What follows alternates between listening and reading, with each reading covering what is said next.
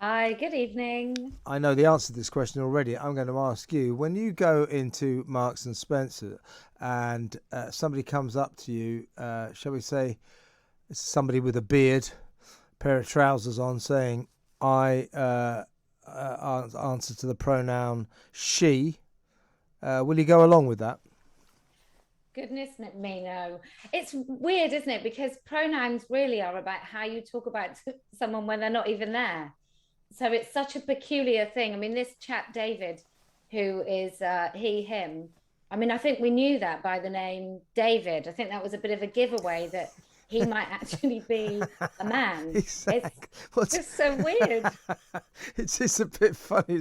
Some bloke walks out over to you and says, "I like to be referred to as the pronoun he, him." Yeah, well, it's not that controversial, really, is it? But I suppose it's for people who identify as female when perhaps they're not biologically female. What I'm wondering about that, I mean, all the staff seem to say it's marvellous. It's marvellously respectful of the LGBTQ plus community. But I think a lot of particularly older customers might feel kind of under pressure to get this right. And if you don't get it right, you'll be sneered at, probably arrested for a hate crime. Do you see what I mean? Why does Marks and Spencer feel the need to put customers under pressure like this? I think it's quite ridiculous.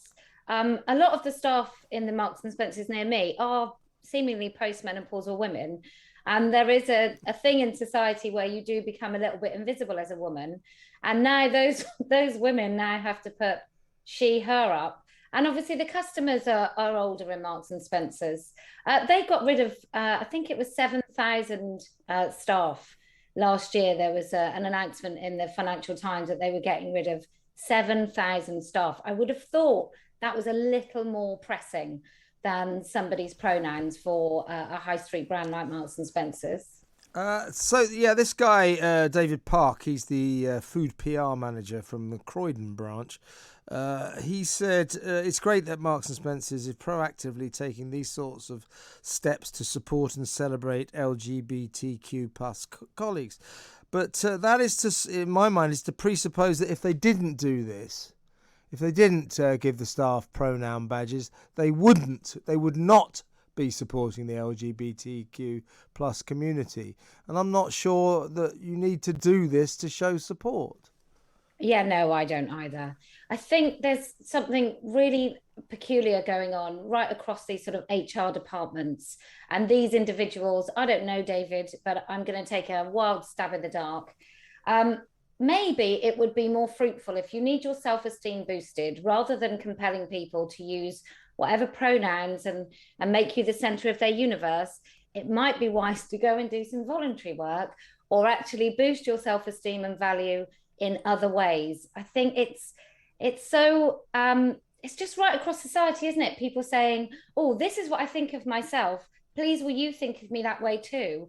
And the sad fact is, most people don't care. And I don't mean about people's identities, I mean about people generally. Most people don't care about how you and I feel about ourselves. They're too busy getting on with their own lives.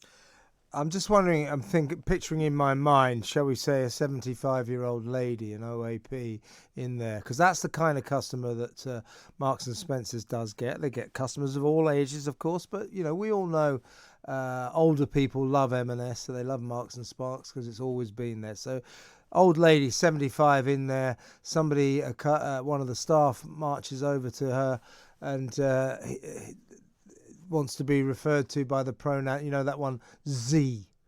Z-I. How do you think that old lady's going to react? Do you see what I mean? It's going to completely confuse Yeah. some people. I think it's just really unkind and it's very Yeah. inconsiderate of those customers, which, let's face it, have been propping up Marks and Spencers for quite some time, even through some of their rather disastrous clothing ranges.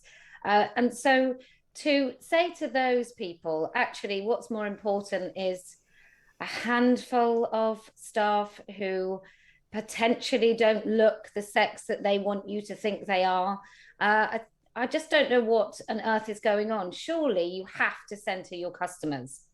Yeah, that was exactly my thought. I mean, if Marks and Spencers want to do this, and it's optional, then I suppose they've got every right to do it. But it does seem to me, as you quite rightly say, Kellie J, that what this company is doing is prioritising the rather fashionable needs and desires of a small number of staff over its millions of customers. They don't seem to be caring about the customers. They care about, 5 or 6 members of staff, which is strange. It's quite foolish as well because I mean, I don't know. I don't fancy using Marks and Spencer too much myself since they said use any changing room you like and abandoned younger and all female members of their, I was going to say congregation, but all female customers. They decided we no longer deserve the right to have changing rooms and fitting rooms of our own, and anybody can identify into that. So they'd already sort of made themselves unusable for the likes of me and many women. But now to do this to sort of I mean, this guy was in food. I mean, are we going to have food that identifies as something else? A vegan sausage is going to be identifying as a carnivorous snack. It's a peculiar, just what out of all the things they could be doing for their customers, I think this is so far down what I would be doing if I was trying to save Marks and Spencer's from leaving the high street. Why do so many of these companies and corporations, Kellie J, why are they so obsessed with virtue signalling how woke and inclusive they are? Why do they think that's good for business? I don't know. So I looked up David Park, and when I put in diversity and inclusion in LinkedIn, my goodness, there is in every company, there are many people employed with diversity and inclusion. And I guess if you are employed to do that, then you're going to want to earn your salary and you're going to invent ways that mean that your job is important. And I wonder if it's as simple as that. It's just a financial, for some people, it's a transaction. If they don't create these new strategies and policies in their company, what on earth are they employed for? And of course, Stonewall are very keen on this. I assume that they've been part of the reason Marks and Spencers have done this. They've said it's great to see an increasing number of businesses offering the option of badges with pronouns for staff. I mean, when did we suddenly develop this obsession with pronouns? I mean, I think it was last week, or was it the week before? It was World Pronoun Day. You don't need World Pronoun Day, do you? We don't. No, we really don't. It's been quite some time. There's you know how I feel about pronouns. I just refuse to use. I do, Kellie J. Yeah, I do. Yeah. So I won't wax lyrical about that again. But when it comes to, I went to a feminist meeting. It must have been about 4 years ago, and I look like this, Kevin. I think I'm pretty much identifiably female. I wear probably far too much makeup, peroxide blonde hair, and somebody asked my pronouns. And quite frankly, I think if you're asking the likes of me what my pronouns are, you might be a little bit dim. Yeah, yeah. You don't look like somebody who would like to identify as a male, but that's the absurdity of it, isn't it? That in this kind of eggshell woke community we now live in, that if I was to act perfectly politically correctly around someone like you, I would have to say to you, and what pronoun do you prefer? At which point you could say to me, take a wild guess, you idiot, if you see what I mean. It's mad, isn't it?